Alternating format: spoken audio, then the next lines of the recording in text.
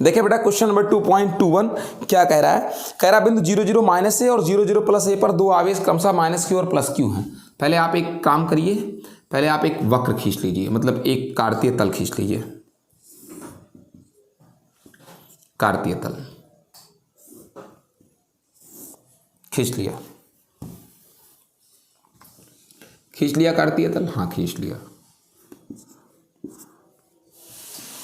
देखिए ये x axis,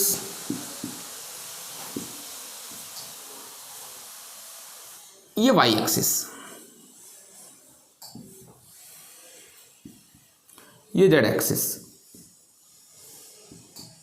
ठीक, अब प्रश्न को ध्यान दें, क्या कहते हैं कि 0 0 माइनस ए 0 0 ए पर दो आवेश माइनस क्यू और प्लस क्यू। 0 0 माइनस ए, ये मान लेते हैं 0 0 माइनस ए, इस पर एक आवेश माइनस क्यू है और ये 0 0 प्लस ए, इस पर एक आवेश प्लस क्यू है।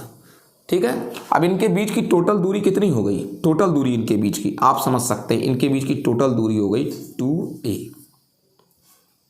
ये दो ध्रुव हो गया। कह क्या रहा है, कह रहा है बेटा कि बिंदुओं 0 0 जेड और एक्स वाई 0 पर वैद्युत क्या ज्ञात करिए, विभव ज्ञात करिए। 0 0 जेड और किस पर, एक्स वाई 0 पर वैद्युत विभव। तो आप देख लीजिए 0 0 जेड, 0 0 जेड इसी अक्ष पर होगा, बिंदु 0 0 जेड ये किस एक्सिस पर होगा, 0 0 जेड, ये इसी जेड एक्सिस पर ही तो होगा। और जेड एक्सिस का मतलब द्विध्रुव की अक्ष पर होगा, और द्विध्रुव की अगर अक्ष पर होगा, द्विध्रुव की किस पर होगा बेटा, अक्ष पर होगा। तो अक्ष पर विभव कैसे निकलेगा, सबसे बड़ी चीज है कि अक्ष पर विभव कैसे निकलेगा। तो अक्षीय स्थिति में जो हम लोग विभव निकालते हैं वो किस तरीके से निकालते हैं, उसका एक फार्मूला है। क्या, आप देखिए पहले तो आप P जान लीजिए, P बराबर होता है Q इंटू क्या बेटा 2a, ये हो गया। और ये एक सदिश राशि है जिसकी दिशा माइनस क्यू से किधर होती है, प्लस क्यू की तरफ होती है। ये तो द्विध्रुव की द्विध्रुव आघूर्ण हो गया जो होता है हमेशा, ठीक है ना, -2 क्यू। अब आपको दिशा पता है, अगर आप इसको सदिश रूप में लिखें तो P वेक्टर बराबर A वेक्टर। A वेक्टर क्या है, इसी की दिशा है, किधर, किसकी दिशा है बेटा, ये दिशा है इधर ये माइनस क्यू से प्लस क्यू की ओर, ये वाली है। अब इसमें प्रश्न ये है कि विभव बता दीजिए, ठीक है। तो अब विभव बताने का अगर प्रश्न है तो आपसे क्या कह रहा है, 0 0 किस पर, जेड पर, 0 0 किस पर, जेड पर। अब आप सोचिए 0 0 जेड की वैल्यू कैसे निकलेगी, देखिए बड़ी आसानी से निकलेगी। हम लोग जो दूरियां लेते हैं, आपको कैसे इसमें निकाल के दिखा दें, फिगर बनवा दें, रुकिए फिगर बनवा दे रहे हैं।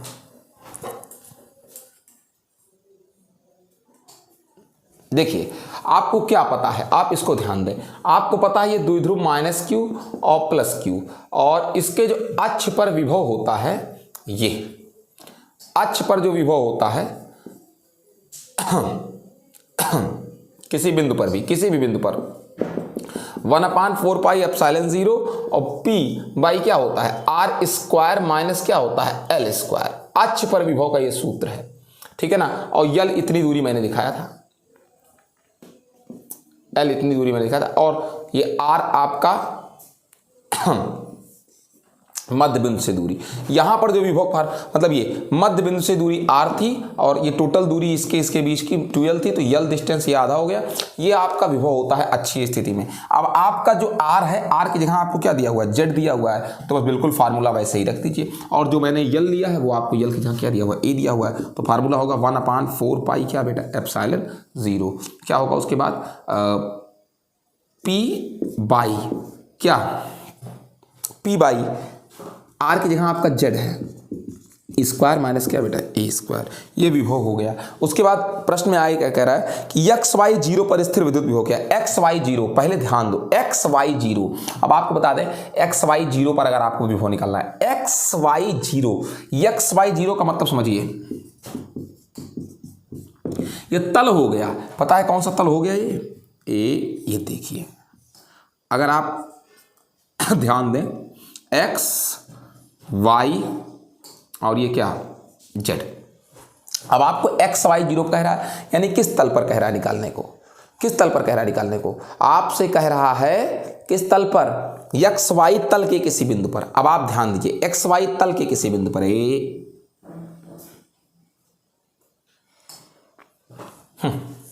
इसके किसी भी बिंदु पर अगर आप विभव निकालेंगे, किसी भी बिंदु पर इसके,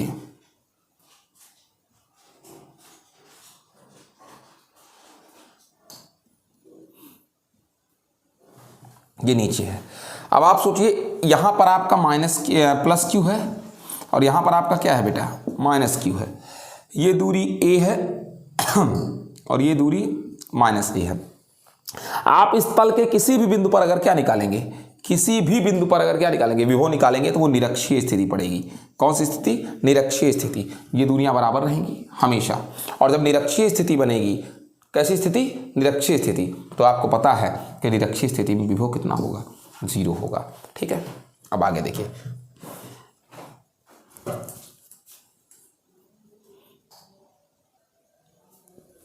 अब क्या कह रहा है कि मूल बिंदु से किसी भी r दूरी पर, मूल बिंदु से किसी भी कितनी दूरी पर बेटा, r दूरी पर निर्भरता विभव।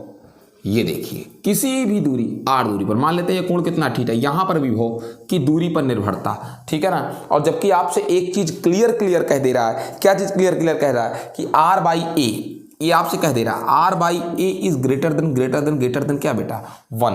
तो क्या होगा विभव, आपको बता दें किसी भी स्थिति में मैंने विभव का सूत्र आपको दिया है 1/4 pi epsilon 0 p cos theta upon r cube.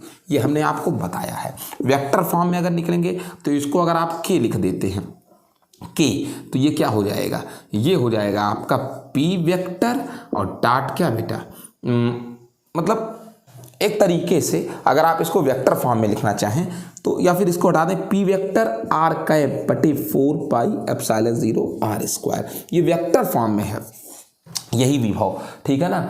और वैसे तो यही फार्मूला होता है किसी भी स्थिति का, ठीक है। अब ये बड़ी आसानी से आपका निकल गया। अब देख लीजिए ये तो हो गया। फिर आगे क्या चीज कह रखा है कि कहाँ गया, कह रहा है यदि x अक्ष पर बिंदु 500 से, x अक्ष पर बिंदु 500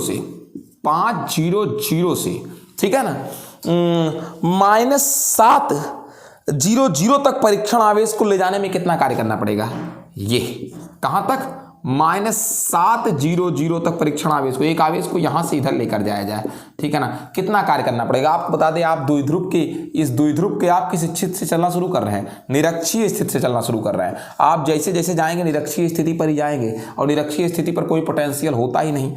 आप जैसे जैसे जा रहे हैं निरक्षीय स्थिति पर ही जा रहे हैं, निरक्षीय स्थिति से ही होते हुए जा रहे हैं। तो आपको बता दें यहाँ से आपने चलना शुरू किया, यहाँ तक आप जा रहे हैं, तो यहाँ से वहाँ तक जाने में किया गया क्या कार्य, और आवेश के मान की क्या जो निष्पत्ति होगी वो विभवांतर कहलाएगा। क्या कहलाएगा, विभवांतर। यहाँ से यहाँ तक जाने में 005 से विभवांतर 500 से आपने चलना शुरू किया है, 500 चलना शुरू किया है, और कहाँ तक गए हैं, -700 तक गए हैं, ठीक है ना। यानी सही तरीके से अगर आप कहते हैं अंतिम माइनस प्रारंभिक, तो आपको पता है कि विभवांतर 0 ही रहेगा दोनों बिंदुओं पर। क्यों भाई, यहाँ पर भी विभवांतर 0 चूंकि आप निरक्षीय स्थिति में है, यहाँ पर भी 0 चूंकि निरक्षीय स्थिति में है, तो आपका जो कार्य आ जाएगा यहाँ से W, वो कितना ही आएगा, 0। यानी आपको चलने में कोई कार्य करना नहीं पड़ेगा। आप एक तरीके से इस अक्ष के लंबवत तल में चल रहे हैं, विषुवत तल में चल रहे हैं, ठीक है बेटा। चलिए अब देखते हैं